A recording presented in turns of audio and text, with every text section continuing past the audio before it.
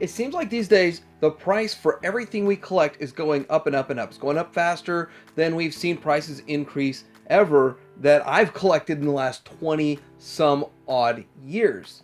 We've seen these price increases with the Masterpiece Transformers getting more expensive, and even the same figures getting reissued for a much higher price. But now we've got Hasbro. They're officially raising prices. They are getting out ahead of this, saying they're raising prices, giving us reasons why. And today I'm going to talk about collector inflation, why it's going on, and what we can do to protect ourselves and our wallets. Coming up.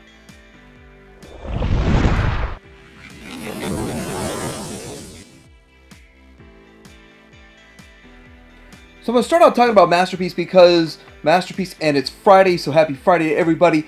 But it's all about the same. It's all about the same reasons, and a lot of things that you can do to save money you can do with every one of them. Although Masterpiece Transformers, third-party Transformers, are acquired in a much different way. You can't accidentally stumble across one in Walmart occasionally, so that's a big difference and a big change. But the first issue and the first reason the price is going up is because of shipping. Now, we've talked about shipping price increases in the past, but it seems to be over the last year and even into this year. So far, the first few months of this year has seen a massive increase in shipping prices. Now, I ship internationally and I ship in the US, so I ship all over the world, and I see prices going through the roof. You ship through eBay, through the global shipping program, you don't always see those prices. There's a way you can actually see what your customers pay if you do that kind of stuff, but it is going through the roof. And I ship to my friends, we do all that kind of stuff, and it's more expensive to send a similar size box than it was last year. It's like 30% more. It's going through the roof on shipping, and of course they're having to pass that down to the consumer. Shipping is one of the reasons why they're able to keep the price of, say, Spindrift 2.0, the mini bot, down versus the Fansetoys Quietus T. Quietus T is already a figure they've made. They have the molds. They've worked out the bugs in the figure. So it should be simple, easy, and put it out at the same old price. But no, it's going up. And here we are looking at the mini bot is coming out with what they pretty much said it was going to cost, $100. And we all knew it was going to be $100, or we're planning for $100. I don't know if some places were 89 and they still kind of held that 89, so that was simple. But here's the reason why. It's the per case quantity. You can fit about 20 or 24 of these Spindrifts in a case and only about 8 of the Quietus. So the cost per figure for the shipping to the third-party distributors is far less, and it's easier to eat that cost. So therefore, that's one reason, and that's example of with shipping costs going up, it's going to affect the bigger items a whole lot more. Next, we have the materials cost, and that's a big part of it. And that's what Hasbro is officially citing as why they're going to raise their prices. But did we have a massive increase in materials cost last year? Well, maybe there was. Maybe there was shortage and this kind of stuff. But is that going to continue on? Like, so it's going to be more expensive this year than it was last year? And usually a lot of these times we see spikes in commodities, such as oil. When we see the crude going up, we're going to see plastic go up. But of course, the problem with that is when prices go up and the crude price has gone up, the price of the product's not going to drop with the price of crude oil. So that kind of is a double-edged sword. Now, of course, with oil, it affects shipping because it's going to cost more for the fuel, and it's going to affect the material cost. So that's all intertwined, and that's a big deal. But looking also into the labor aspect of this, you've got to pay people more money. If everything's going up in price, if they're going to continue working for you, you're going to have to pay them more. Those kinds of things happen, and that's all over the world. It's not like there's one part of the world where these people are never going to get a raise or never expected to make more money, but that's another issue, another situation. When it comes to business, in the business world, I know I want a raise, but I'm doing a good job. I mean, come on. So looking here, we have the last reason why prices go up, and it's greed. That's obviously it's greed, but is greed a bad thing? Everyone looks at the word greed and they say greed is a bad thing. Well, greed is also a motivator for people to get out and work hard, and they just want to be compensated for their work and their efforts. Companies feel the same way. These companies are corporations of a lot of people making decisions together, but when you think about this, they want to drive their stock price. There's a lot of things involved with it, but they want to be able to compete competitively price-wise, and between the price and value, there's all these situations, all these issues. X-Transbots is trying to give us a better looking product, a premium paint job, but they've upped the price quite a bit, and they seem to think they're on par with Fans Toys, and they're charging Fans Toys prices. They're following suit and charging almost exactly Fans Toys prices, if not a little bit more. At this point, I think a lot of people could say Fans Toys deserves to charge a bit of a higher price, but again, they want to be rewarded for their efforts. That is a big part of why they're charging a lot more. All these reasons here, but at the end of the day, greed does play a part into this. I want to be compensated for all my hard work, all my efforts, and we've done a good job for all these years. We deserve to make this money on this product.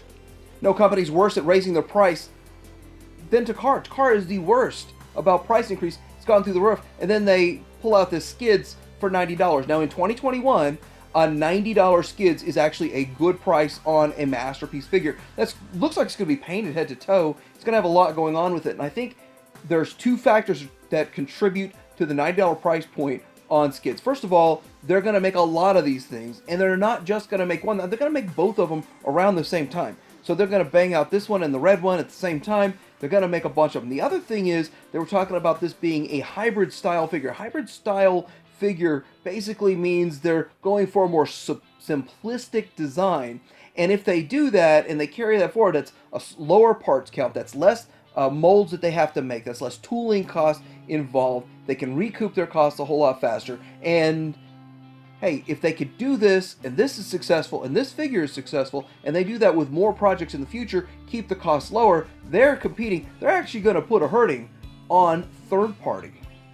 The other thing on third party, what I don't even understand is how much is the real price on this Acid Storm. I heard it was supposed to be $135 or $140, and people pre-ordered it for that. Then they're getting notifications it's going to cost $160, and now I see this at TF Source at $219. So $220 for Acid Storm. Is that the correct price? I don't know if that's the correct price or not. I really wasn't watching this situation, but I'm getting a lot of information, a lot of feedback on it, and it's kind of confusing. What is the real price of this Acid Storm? And that's way more than I expected anyone would have to pay. This is a specialty one, maybe a low production run, maybe a one-off. If they start putting their Seekers out almost at Takara's price, they're going to have trouble pushing these. They're going to have trouble selling them. People might just jump ship and go to Takara. But it's Hasbro in their main line, whether it be the Transformers or Star Wars or G.I. Joe and all that stuff, but Hasbro in their main line really has got this whole topic jumping these days. Everybody's talking about the price increase and what's the price going to increase to. So the only thing that I've been able to firmly nail down is Deluxe. The Deluxe prices are going to be $22.99. That's a 15% increase, which is a pretty good size, pretty substantial increase. But if you look at it in the past and kind of what they've done, here's where we go. They started out in 2007 with the Classics figures, the deluxe size Classic figures, about $7 in 2007. And then prices gone up a little bit and creeped up, but I know specifically when Titan Returns came out, they were $14.99. And then after about a year of Titan Returns, they lowered them to $9.99. They got us used to $9.99. So that to me was kind of confusing. I'm like, why are these $10? And it was like 2 years, almost 2 years straight of them being $9.99. If they raised them in the summer and then lowered them back down for the holidays or something along those lines. So that really got us used to it. But then Siege comes along. Now the deluxe scale of Siege, Hound here, and all the Siege, they up the price to $20, $19.99, $20, and then online retailers had already kind of had this $22, $23 price going on there. So when you look at all of this and you say, okay, well, what looks better, the Siege or the original one that came out at $7? I don't know. A lot of people still like the original Classics better when it comes to Hound, and I gotta say I agree with him. I kind of like the original Classics Hound better than the Siege Hound. Maybe we'll get a better one going forward, but we expect for the $20 better engineering, it to look more like the cartoon or the toon, which Siege wasn't really going for that so much. There's a lot of issues here, but is this thing really worth $13 more than the original Hound? So Hasbro's got a lot of great things planned for us going forward, and that's one of those things. Looking forward, there's a lot of great figures on the way. There's a lot of rumors. There's huge rumor lists out there floating around, and a lot of them make sense. They're probably very accurate, very much so going to come true. And in fact, all the rumors lists have some stuff that we've already seen confirmed on them, so it's pretty interesting what's going forward. they're going to give us more than likely new molds, and that's exciting in a way. So when it comes to G.I. Joe and Star Wars, I was actually kind of surprised when I looked at these last reveals, and the newest stuff is starting to go up for pre-order $5 more than it was before. So I don't know if Walmart and Target, if they're going to be on board with this, or if they'll keep their prices about the same. But generally when Hasbro has a price increase, it goes up everywhere. But then they have sales, and you can take advantage of those sales. They also have 25 off 100 or something like that. So there are different sales that you can take advantage of, ways you can get these cheaper. But for the most part, you can't find them in the store. But when it comes to more higher end stuff, you've got Hasbro, you've got third party, and then you've got officially licensed high end stuff such as Robosyn. Now, I'm going to tell you I wasn't in on that for one reason. Because I feel it's too expensive for what it is, and that as technology goes by, as time goes by, technology gets cheaper. Generally, you look at like a television, it gets cheaper. Anything that's electronic, as they make more of them, they refine the manufacturing process of them, they can get electronic prices down. Then you look at your cell phone, a lot of times there's a low-end phone that is even more powerful than 5 years ago when there was a $1,200 phone. Now you can get that for $200. That's how things go. I believe the same similar situation will happen with Robosyn, unless this whole Robosyn doesn't work out well, they have problems in manufacturing, and they don't continue to go forward, they don't continue to innovate and revise their design to make it better, cheaper, and smaller. That would help with the price point.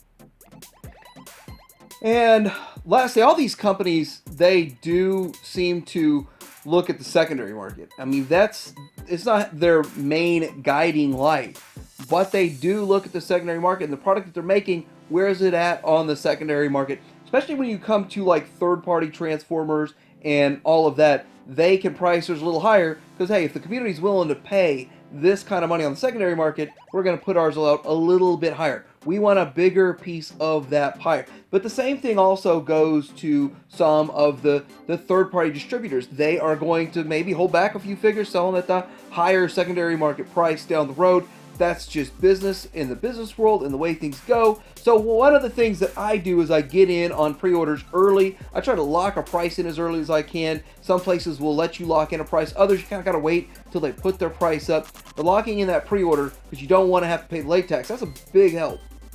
As prices go up, I personally am not buying as much as I used to. I used to buy a lot more, and pretty much one of everything. And I've cut back. Really, I'm just picking and choosing what I really like, what I really want. That sounds a lot like, oh, that's common sense. Everyone does that. But no, a lot of people will buy pretty much one of everything comes out just to keep up with it in fear they don't want to pay late tax down the road. But I'm just pretty much prepared to, with a lot of things, I could just live without it if I don't get it. If I miss it, it's not as big of a deal. With the prices going up, you got to be more choosy. You got to pick and choose.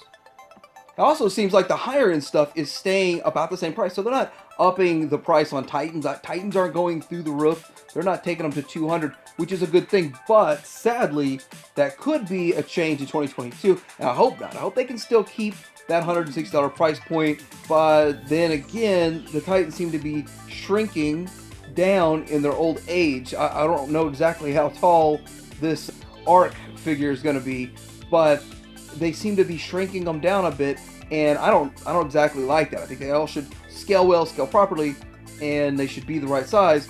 But to kind of make it up by using less plastic and making them a bit smaller, and that's just a tactic that everyone uses to fight the rising prices, is to make your items smaller.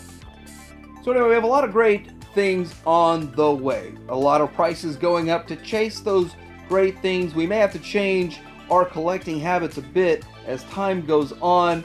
Only time will tell. But let me know what you think in the comments below. Are you still buying Full Go exactly as you used to? Have you backed off of it a bit? Let me know. Like, subscribe. Tradarium Hanger out.